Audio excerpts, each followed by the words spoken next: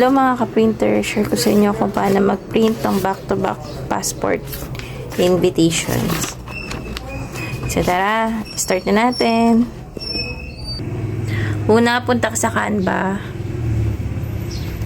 Kung wala ka pang layout ng passport invitation, nagbebenta kami ng template. Free layout na rin siya. Pero kung gusto mo naman na ikaw din mag-layout, okay naman din. Same price lang naman. Then gagawin mo, magdo-double layout ka lang nito. Ito yung pinaka back ng passport. So dodoble mo lang siya. Then save mo siya as PDF standard. Then click mo lang kung ano yung kailangan mong image. So, dalawang front yung kailangan natin. So, download and then save. Then, sunod is, kasi may copy na ako niyan, na-save ko na siya kanina. So, save ka ulit. Kailangan natin yung ipapasok naman natin. Yung pang back-to-back ng papel, which is ito siya. Which is ito. So, ito yung pang back-to-back ng papel natin. Save din natin siya, dapat dalawang copy. Same procedure. Download, PDF, and then select mo kung ano yung kailangan mo lang. So, kailangan ko lang itong pang back-to-back. Then, done.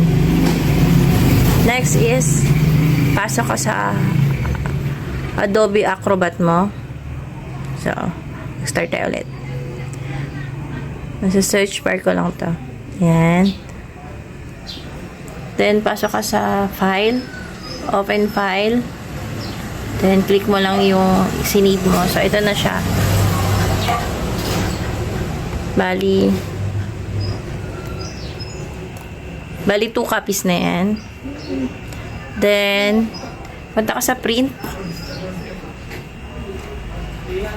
So, all, punta ka sa all, and then multiply mo siya 1/2 para maging ganyan. And then settings, practice lang naman. A4 size, plain paper. So, print.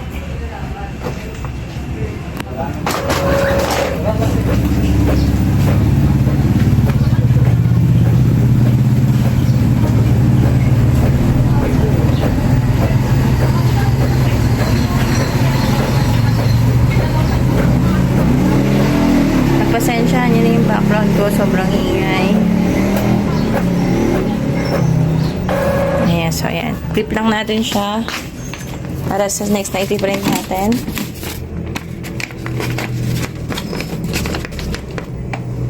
So next naman tayo, pasok ulit sa file, open. Yan, so ito naman yung pangkabila natin ipiprint. Same procedure, print. So, nakasetting naman na siya. Check lang natin yung properties. Okay. Then, print.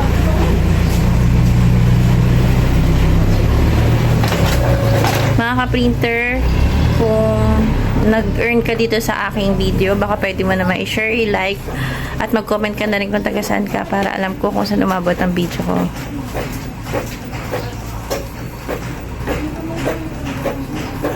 Ayan na. Tingnan natin kung pantay ba siya. Charan! Swabe. Perfect yung pagkakaano. So, yan na guys. Hindi na kayo mahihirapan gumawa ng passport invitation. So, yun lang guys. Sana may natutunan kayo sa akin short video. Thank you for watching.